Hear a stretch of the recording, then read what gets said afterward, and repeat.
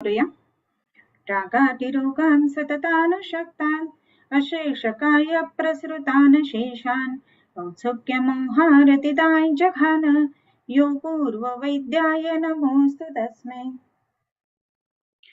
आपण म्हटल्याप्रमाणे आपलं सूत्रस्थान आता पूर्ण झालेलं आहे आणि सूत्रस्थान झाल्यानंतर सगळ्यांचीच डिमांड आहे की हिंदीमध्ये तुम्ही घ्या आणि म्हणून आजपासून आपण हिंदीमध्ये लेक्चर्स चालू करतोय आणि आता आपण निदानस्थान संपूर्ण वाचायला सुरुवात करणार आहोत.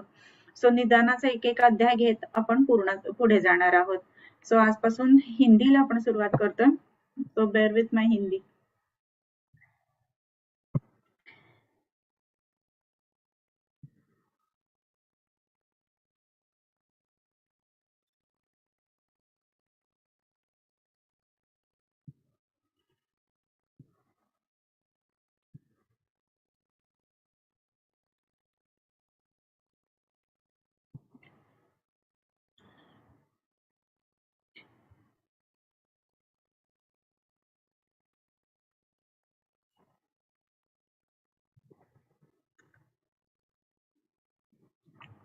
सो अपन आता ह्याच्यासाठी निदानासाठी सुरुवात करतो.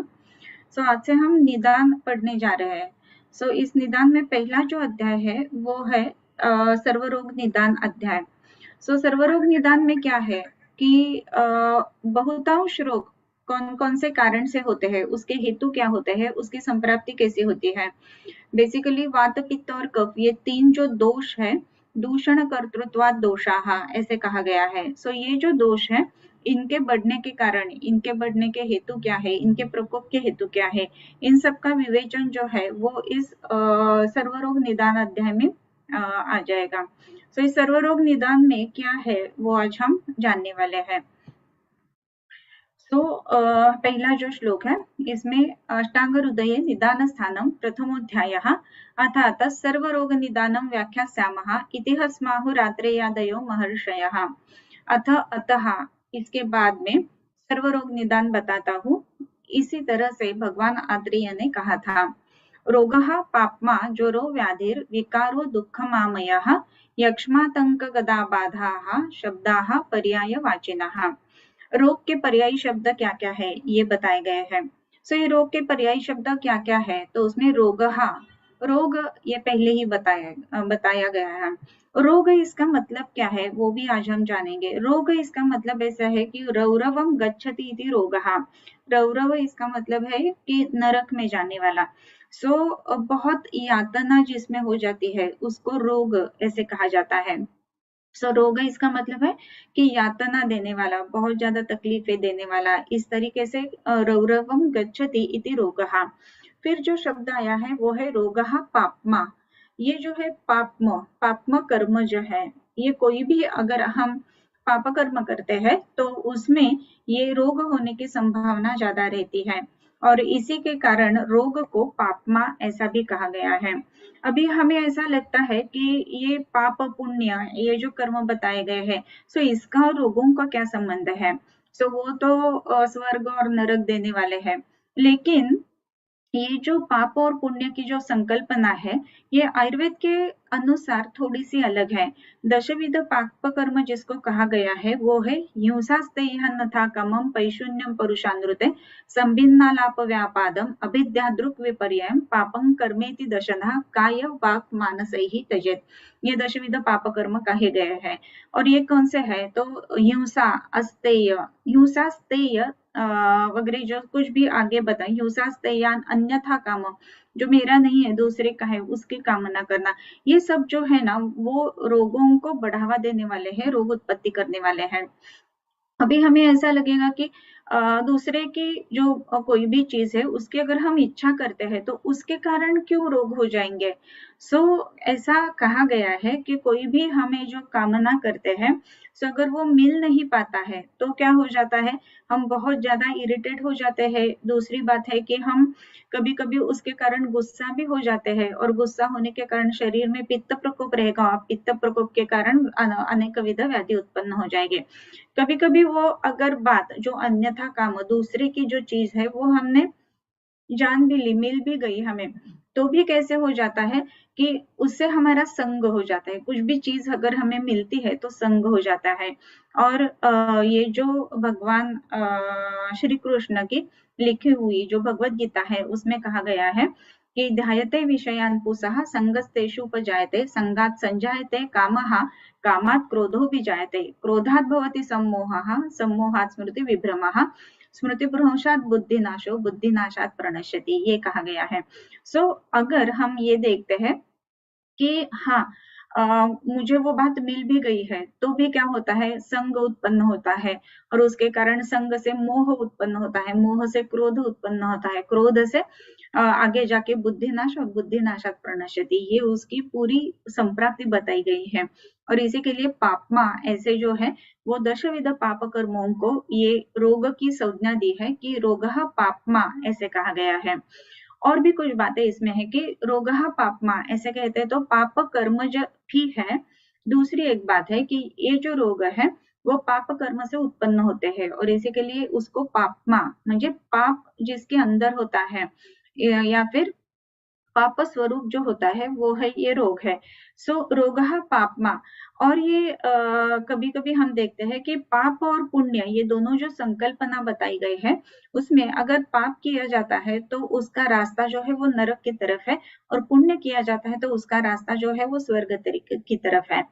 ये इहलोक का नरक क्या है? इहलोक का नरक यही व्याधि है। हम जैसे कहते हैं ना कि बेड पर है, बहुत ज्यादा दिन हो गए हैं, अभी भगवान छोड़ाएगा तो ठीक है, ऐसा जब भी कहा जाता है तो ये शरीर में अटक के रहना और वो भी शरीर गंदा हो जाना, शरीर में बहुत सारे व्याधियां हो जाना, ये जो है वो भी पाप कर्म जो फल है और इसी के लिए रोगः पापमा ऐसे कहा गया है। इतना सारा जो है एक वर्ड बताया गया है लेकिन उस हर एक वर्ड का मीनिंग जो है वो अलग अलग है। रोगः पापमा, फिर उसके बाद में जो आया है वो ज्वर ऐसे आया है। ये ज्वर क्यों आया है? हर एक व्याधि तो ज्वर नहीं है और लेकिन फिर भी इसमें ज्वर ऐसा क्यों आया है? ये भी सोचने की बात है। ऐसे कहा जाता है कि जो वृद्ध वैद्य है, जो बड़े वैद्य है, वो बताते हैं कि आपको अगर एक ज्वर समझ में आ गया तो सब जो है यानी हर एक रोग जो है वो समझ में आ जाता है। लेकिन आपने बहुत सारे रोग अगर पढ़ लिए हैं और ज्वर नहीं पढ़ा है तो उसका फायदा नहीं होता है या फिर आप निदान अच्छी तरह से नहीं कर पाते हैं और इसी के लिए ये ज्वर बहुत ही इंपॉर्टेंट है।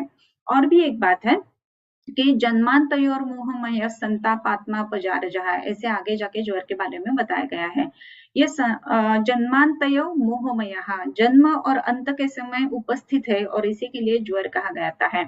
अगर आपको ऐसा लगेगा कि अरे ज्वर जो है वो जन्म के समय किधर रहता है और अंत के समय किधर रहता है, ज्वर जो है ना वो उत्पत्ति और स्थिति जो हमारा आयु चालू हो जाता है उस आयु के शुरुआत में ही ज्वर है और अंत में भी ज्वर है। ये कैसे रहता है? जब भी बेबी बर्थ हो जाता है आफ्टर दैट उसको जो टेम्परेचर है ना वो डिफरेंस के कारण या फिर एनवायरनमेंट को सूट होने के कारण ये सब जो है उसके लिए थोड़ा सा उसका जो शरीर है वो गर्माहट में हो जाता है और इसी के लिए ज्वर उधर उत्पत्ति होती है। इसी के लिए 3 दिन तक बेबी को किसी को भी मिलने नहीं दिया जाता है। इसकी जो देखभाल है वो बहुत ज्यादा इम्पोर्टेंट होती है। ये ज्वर जो है वो जन्म के समय भी उपस्थित है और मृत्यु के समय भी उपस्थित है। इसी के लिए ज्वर बहुत ही इम्पोर्टेंट है और इसी के लिए इस हर एक व्याधि का पर्याय यही ज्वर ऐसे कहा गया है। ज्वर हो गया है इसका मतलब हमेशा जो शरीर मनस्तंतापः ज्वरः ऐसे कहा गया है। मानो दूसरी कोई भी व्याधि हुई है जैसे कि वात व्याधि है या फिर घुटनों का दर्द है, एकदम जो कॉमन और सिंपल रहेगा, उधर अगर हम देखेंगे तो उस घुटनों के दर्द से पूरे शरीर को तो टेम्परेचर बढ़ा हुआ नहीं रहता है, लेकिन क्या हो जाता है कि घुटनों के दर्द से मैं इधर नहीं जा सकती उधर नहीं जा सकती तो मनस्तंताप हो जाता है। हर एक व्याधि में ज्वर जो है वो उपस्थित रहता है मनस्तंताप के अनुसार और इसी के लिए ज्वर का जो पर्याय रोग का जो पर्यायवाचक शब्द बताया गया है वो भी ज्वर कहा गया है। फिर जो शब्द आया है व्याधि, व्याधि यानी कोई भी रोग ऐसा है। व्याधि इसका स्पेसिफिक मतलब जो है वी प्लस आधि ऐसे आ जाता है, आधि और व्याधि ऐसे कहा जाता है। सो आदि और व्याधि ये शब्द जो है वो दोनों आध्यात्मिक और अधिदैविक ये दोनों बताने के लिए बताए गए हैं। सो 3 पद्धति के जो रोग बताए जाते हैं उसमें व्याधि ये अधिदैविक, आध्यात्मिक इस तरीके से ये व्याधि शब्द आया है। फिर उसके बाद में जो आया है शब्द वो विकारो।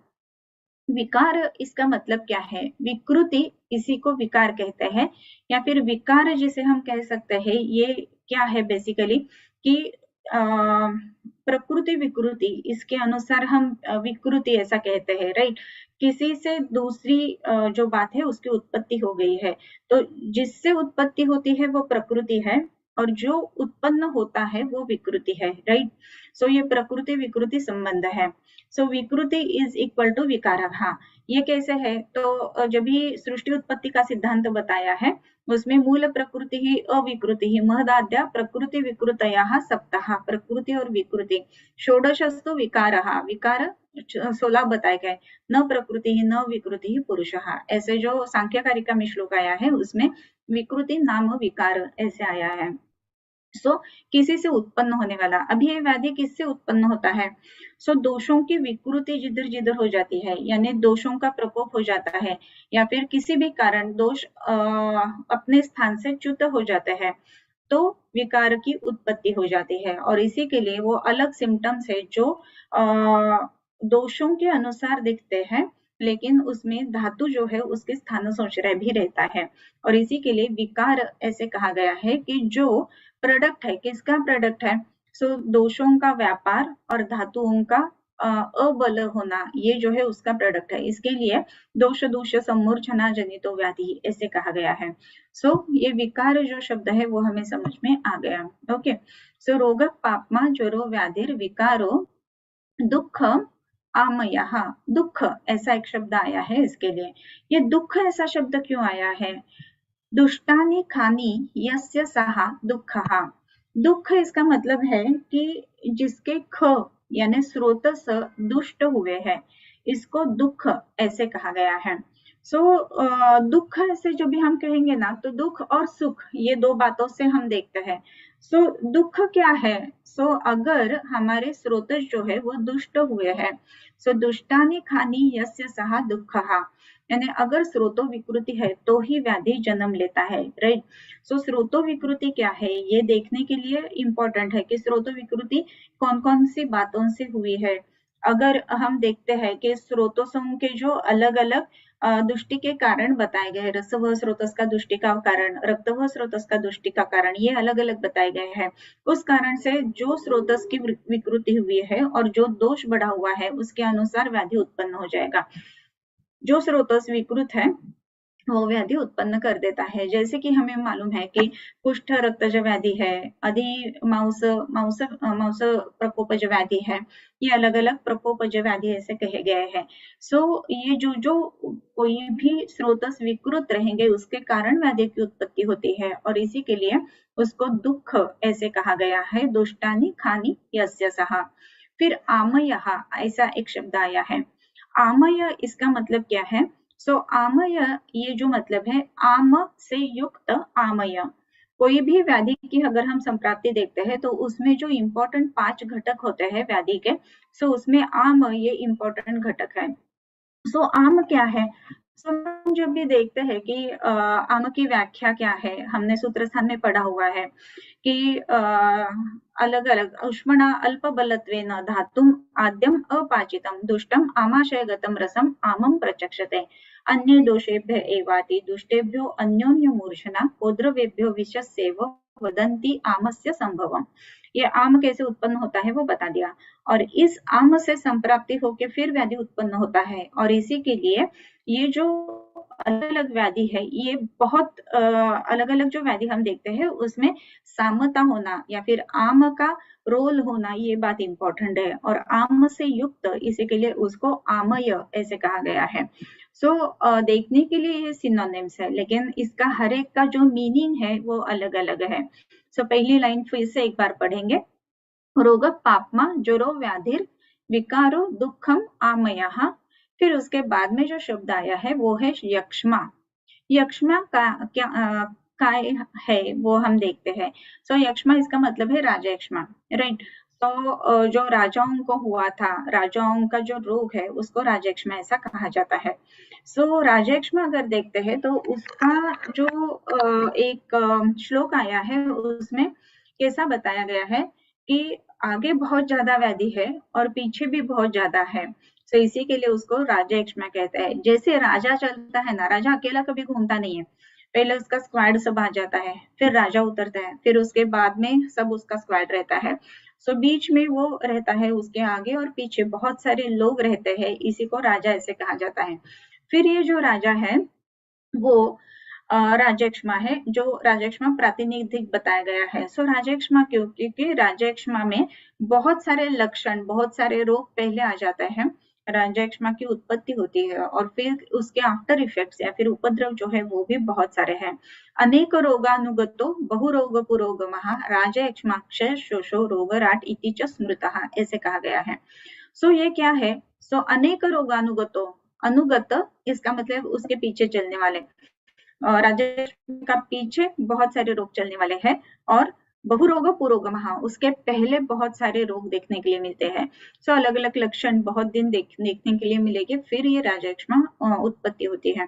सो बहुत सारे व्याधियों का समूह जो है वो राजयक्ष्मा है, और इसी के लिए ये जो रोग है उसका सिनोनिम बताने के लिए यक्ष्मा ये एक शब्द आया है। फिर यक्ष्मा आतंक, आतंक इसका मतलब है कि तहस नहस करना। जैसे हम कोई अखबार में या फिर न्यूज में पढ़ते हैं आतंकवादी, ऐसा शब्द रहता है, राइट। सो ये आतंक फैलाते हैं और इसी के लिए इसको आतंक ऐसे कहा गया है। ये आतंक क्या है? सो दोषों में दोषों की विकृति होना, धातुओं को तहस नहस करना, ओज जो है उसकी विकृति लाना, ये सब जब भी हो जाएगा तो शरीर नामक जो दुर्ग है, जैसे कि कोई भी आतंकवादी कोई भी जो बस्ती है, गांव है, उसको उद्ध्वस्त कर देता है, वैसे ही शरीर नामक जो बस्ती है उसको उद्ध्वस्त करने वाला है, और इसी के लिए इसको आतंक ऐसे कहा गया है। सो रोग पापमा ज्वरो व्याधिर विकारो दुःखमामयः यक्ष्मा आतंक गद ऐसे कहा गया है। द इसका मतलब है देने वाला, ग इसका मतलब है बहुत ज्यादा अलग अलग सिम्टम्स देने वाला जो है वो है गद। सो यक्ष्मा आतंक गद बाधा, बाधा यानी हम ऐसा कहते हैं ना कि इसको बाधा हुई है, इसके लिए ऐसा बर्ताव कर रहा है। ये बाधा क्या है? सो ये बाधा जो है ना वो अलग अलग लक्षण उत्पन्न कर देती है। ये जो बाधा है इसमें हम देखते हैं कि अलग अलग उसके सिम्टम्स देखने के लिए मिलते हैं, अलग अलग चीजों की बाधा रहते हैं। सो वात की बाधा, पित्त की बाधा, इसके कारण जो विकृति उत्पन्न हुई है उसको बाधा ऐसे कहा जाता है। सो यक्ष्मा आतंक गदा बाधा शब्दाः पर्यायवाचिनः, ये शब्द जो सब बताए गए हैं ये पर्यायवाची ऐसे शब्द है। सो किसके पर्यायवाची शब्द है? सो रोग के ये सब पर्यायवाची शब्द है। हर एक पर्यायवाची शब्द है तो भी हर एक शब्द का अलग अलग अर्थ है, और वो अर्थ जो है वो हमने जानने के लिए प्रयत्न किया है। सो रोग पापमा ज्वरो व्याधि विकारो दुःखम आमयः यक्ष्मा आतंक गद आबाध या फिर बाधा शब्दाः पर्यायवाचिनः। सो इतने सब जो शब्द बताए गए हैं वो इस रोग के बारे में पर्यायवाची शब्द या फिर सिनोनिम्स ऐसे हैं।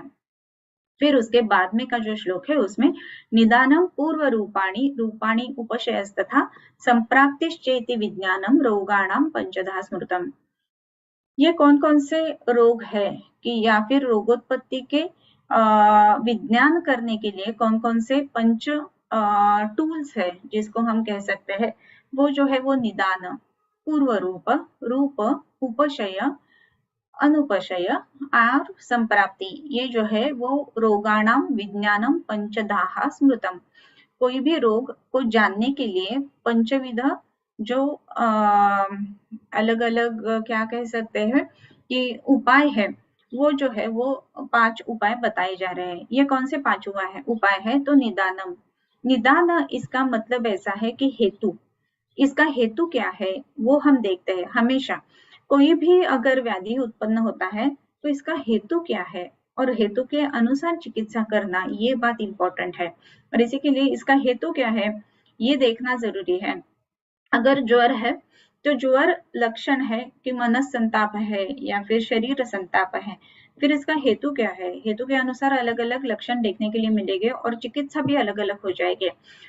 अगर वातज ज्वर है तो वात शामक चिकित्सा देनी पड़ेगी कि जो ज्वरघ्न चिकित्सा है। लेकिन अगर क्रोधज ज्वर है क्रोध की चिकित्सा करनी पड़ेगी। और क्रोध को शांत कैसे करना है? प्रेम से शांत करना है। अगर उसको क्रोध का शांति नहीं होती है तो तब तक वो ज्वर जाने वाला नहीं है। वैसे ही कामज ज्वर, क्रोधज ज्वर, ऐसे अलग अलग ज्वर बताए गए हैं। सान्निपातिक ज्वर हेतु कौन से है उसके अनुसार हमें जानना पड़ेगा कि ये ज्वर कौन से पद्धति का है और उसके अनुसार चिकित्सा जो है हमें बदलनी पड़ेगी। और इसी के लिए पहला जो उपाय है रोग जानने का वो है निदान। हेतु से ही संप्राप्ति हो जाएगी और इसी के लिए निदान क्या है, हेतु क्या है, ये देखना बहुत ज्यादा जरूरी है। फिर उसके बाद में जो बताया गया है वो है पूर्व रूपाणी। पूर्व रूपाणी इसका मतलब है कि पूर्व रूप। ये पूर्व रूप क्या है कि रोग की उत्पत्ति होने से पहले जो लक्षण शरीर में दिखते हैं उसको पूर्व रूप ऐसे कहा गया है। पूर्व रूप किसके लिए देखने पड़ेंगे? बहुत बार ऐसा है कि कंफ्यूजन है कि इसका निदान क्या हो जाएगा। इसके लिए एक इम्पोर्टेंट हम एक एग्जाम्पल ले सकते हैं। जैसे कि मूत्र प्रवृत्ति हो रही है और वो मूत्र प्रवृत्ति जो है वो सरक्त मूत्र प्रवृत्ति है, ऐसा अगर है तो ये रक्त पित्त भी हो सकता है या फिर ये मंजिष्ठ में भी हो सकता है, राइट। इसका निदान कैसे करें? फिर रक्त पित्त है या मंजिष्ठ में है, हम जब भी उसके रूप देखते हैं तो भी सरक्त मूत्र प्रवृत्ति अगर हो रही है, ऐसी अगर बात है तो हमें पूर्व रूप में जाना पड़ेगा। अगर ये रुधिर वर्ण की जो मूत्र प्रवृत्ति हो रही है उसमें along with the क्या बोल सकते हैं पूर्व रूप ऑफ प्रमेह ऐसा अगर है तो वो मंजिष्ठ मेह है, ऐसा हम निदान करेंगे। और उसके अगर पूर्व रूप नहीं देखने के लिए मिले है कि प्रमेह के कुछ भी पूर्व रूप है नहीं, लेकिन हेतु जो है वो वृषोष्ण तीक्ष्ण कंठवमला ऐसे अगर हो रहे हैं और फिर रुधिर वर्ण मूत्र प्रवृत्ति है तो हम कह सकते हैं कि ये रक्त पित्त है। निदान करने के लिए भी पूर्व रूप जरूरी है। ये पूर्व रूप जो है और भी एक बात के लिए इम्पोर्टेंट है कि निदान करना, ये तो बात है जैसे कि मैंने कहा कि रुधिर वर्ण मूत्र प्रवृत्ति है तो मंजिष्ठ में है या उसमें रक्त पित्त है, इसका निदान करने के लिए हमें पूर्व रूप की जरूरत है, राइट। वैसे ही पूर्व रूप जो है वो चिकित्सा में भी बहुत उपयुक्त रहते हैं। कैसे?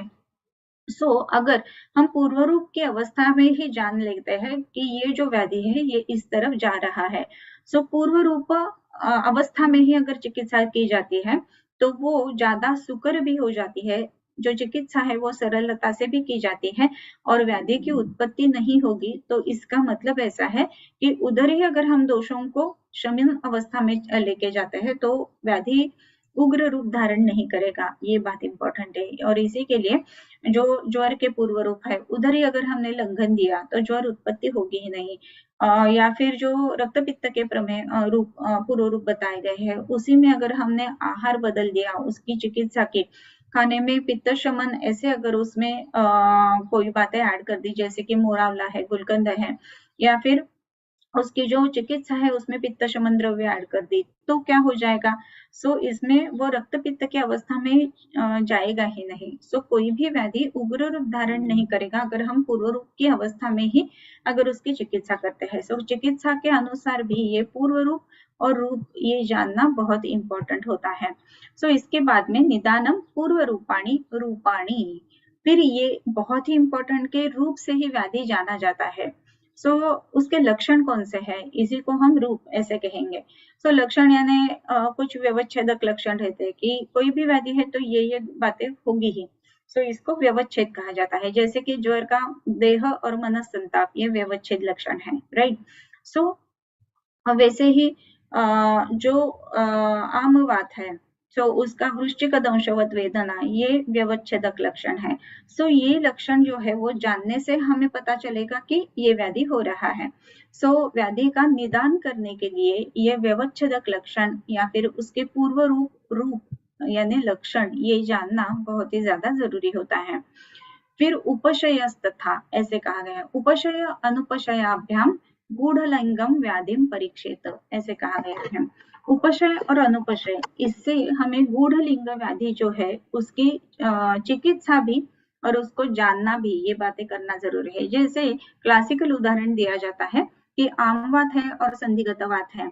सो आमवात और संधिगत वात, इसमें अगर हमें तय नहीं हो रहा है ये साम संधिवात है या निराम आमवात है, सो इसमें हम क्या करेंगे कि उपशय किससे है, अनुपशय किससे है, इसके अनुसार हम देखेंगे कि इसका निदान जो है वो आमवात हो जाएगा या फिर संधिगत वात हो जाएगा। अगर हम कोई भी गुरुतर ऐसा स्नेह जो है वो अगर उस जॉइंट के ऊपर लगाते हैं और उपशय मिलता है, जैसे कि गुरुतर है, शुकर वसा है, या फिर कोई भी जो तेल जो है जो कि ब्रूहण से सिद्ध किया गया है, जैसे अश्वगंधा तेल है या फिर महानारायण तेल है या फिर बला तेल है, इससे अगर स्नेहन किया जाता है और रुग्ण को उपशय मिलता है तो ये बात है कि उसमें संधिगत वात है। और इसी तेल से अगर स्नेहन किया जाता है और अनुपशय है, पेन बढ़ जाता है, तो ऐसी अवस्था में हम जान सकते हैं कि ये जो है वो आमवात है। सो इसी के लिए गूढ़लिंगम व्याधि उपशय अनुपशयाभ्याम परीक्षित। सो उपशय और अनुपशय, इससे हमें पता चलता है कि ये व्याधि कौन सा है, उसका निर्णय लेना या फिर व्याधि निश्चित करना, ये बातें इंपॉर्टेंट है, वो हमें मालूम हो जाती है। और भी एक बात कही है कि संप्राप्ति चेती ऐसे कहा गया है। सो ये संप्राप्ति ही च ऐसे कहा गया है। सो संप्राप्ति ही च, इधर च क्यों लगाया गया है? जैसे कि हम अलग अलग बातें या फिर अलग अलग लिस्टिंग करते हैं, एंड जो इम्पोर्टेंट रहता है ना वो सबसे लास्ट में लिखते हैं आणी। वो आपने देखा रहेगा मूवी आणी काशीनाथ घाणेकर, राइट? ये सब है, वो भी इम्पोर्टेंट है, लेकिन आणी Kashinath Ghanekar, so that is important. So आणी, इसका मतलब है सबसे इम्पोर्टेंट, च संप्राप्ति ही च, संप्राप्ति ही। संप्राप्ति क्या है? सो संप्राप्ति अगर हम देखते हैं कि जो दोषों का व्यापार हुआ है कि कौन से हेतु से, कौन से गुण से, कौन सी अवस्था में दोष जो है वो वृद्धित हुए हैं, और ये वर्धित दोषों ने क्या व्यापार किया है, कौन से स्थान पर वो गए हैं, कौन सा स्थान उन्होंने पकड़ लिया है, कौन से स्रोतस में उन्होंने आश्रय लिया है, और फिर कैसे उन्होंने लक्षण अलग अलग पैदा किए हैं, इसके अनुसार हम तय कर सकते हैं कि संप्राप्ति क्या है।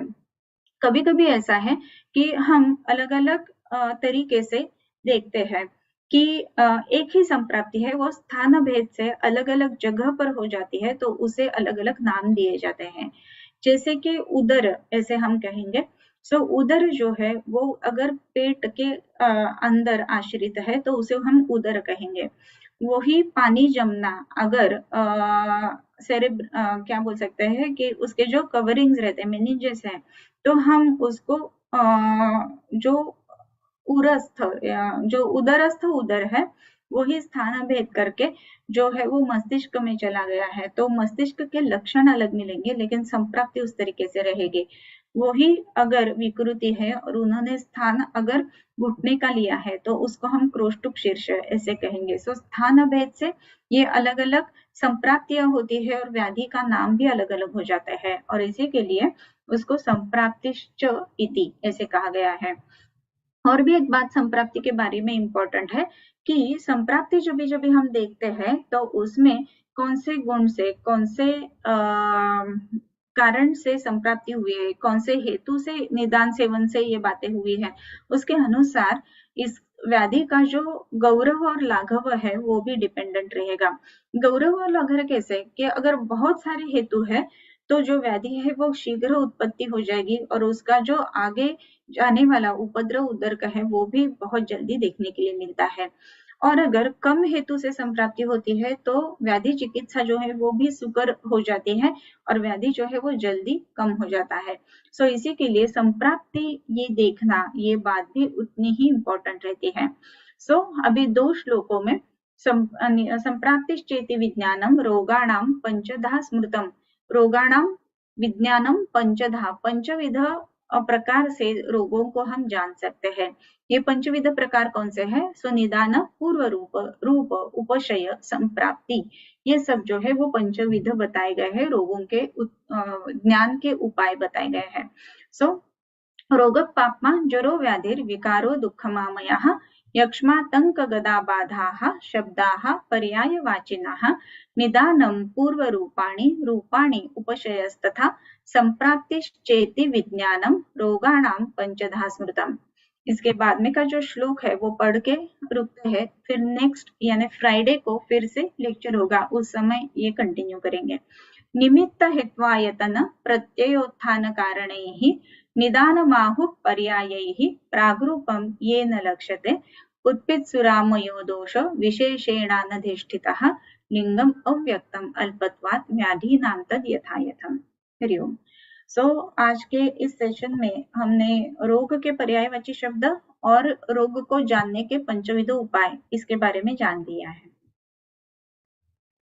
किंबहुना तुमचे केले धर्म कीर्तन हे सिद्धी गेले तेथ माझे शिवरले पायिकपणा आता विश्वात्मके देवी येणे वाग्यज्ञे तोषावे तोषोनी मज द्यावे पसायदान हे जे खळांची व्यंकटी सांडो तया सत्कर्मी रतिवाढो भूता परस्परे पडो मैत्र जीवांचे दुरितांचे तिमिर जावो विश्वस्वधर्म सूरी पाहो जो जे वांछील तो तेला हो प्राणिजात वर्षत सकळ मंगळी ईश्वर निष्ठांची मांदियाळी अनवरत भूमंडळी भेटतो भूता चला कल्पतरूंचे आरव चेतना चिंतामणींचे गाव फुलते जे अर्णव पीयूषांचे चंद्रमे जे अलांछन मार्तंड जे तापहीन ते सर्वाही सदा सज्जन सोयरे होतु किंबहुना सर्वसुखी पूर्ण होनी तिहि लौकी